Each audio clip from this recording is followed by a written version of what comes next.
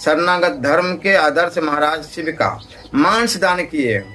महाराज शिव की शरणागत रक्षा इतनी प्रसिद्ध थी, उनका यश इतना उज्जवल था कि देवराज इंद्र तथा अग्नि देव को भी सुपर्धा हो उठी थी।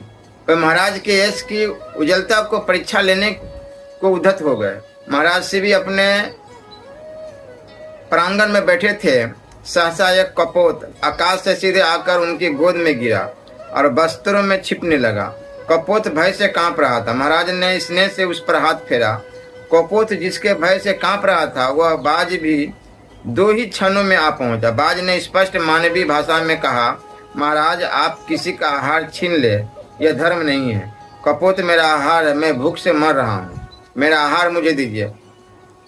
मैं शरणागत का त्याग नहीं करूंगा, तुम्हारा पेट तो किसी के भी मान से भर जाएगा। महाराज शिव ने अपना निश्चय सूचित कर दिया, किसी भी दूसरे प्राणी की हत्या पाप है।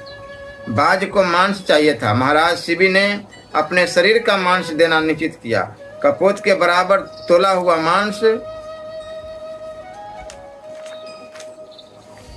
बाज मांग रहा था। तराजू के एक पलड़े में कपोत को बैठाकर अपने हाथ से अपना अंग काटकर महाराज ने दूसरे पलड़े में रखा, किंतु कपोत उस अंग से भारी रहा। महाराज अपने अंग काट काट कर पलड़े पर चढ़ाते गए और जब इतने से कपोत का वजन पूरा न हुआ तो स्वयं पलड़े में जा बैठे। बाज बने देवराज इंद्र और कपोत बने अग्नि देव, अपने असली रूपों में प्रकट हो गए। महाराज शिव के अंग देवराज की कृपा से पूर्वत स्वस्थ हो गए। दोनों देवता महामनस्वी की प्रशंसा करके भी अपने को कृतार्थ मानते थे। ऐसे पुण्यात्मा स्वर्ग में भी उन्हें कहाँ प्राप्त थे। परोपकार धर्म का आदर्श महर्षि दधीचि। अस्थि दान। वृत्रासुर ने अमरावती पर अधिकार कर लिया था। देवता उससे युद्ध करके कैसे पार पा सकते थे।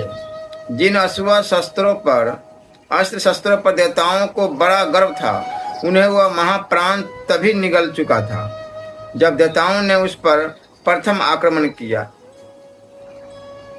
वृत्त की अध्यक्षता में असुर स्वर्ग के उद्यानों का मनमाना उपभोग कर रहे थे। महर्षि दधीचि की अस्थि से विश्वकर्मा वज्र बनावे तो उस वज्र के द्वारा इंद्र वृत्रासुर का वध कर सकेंगे।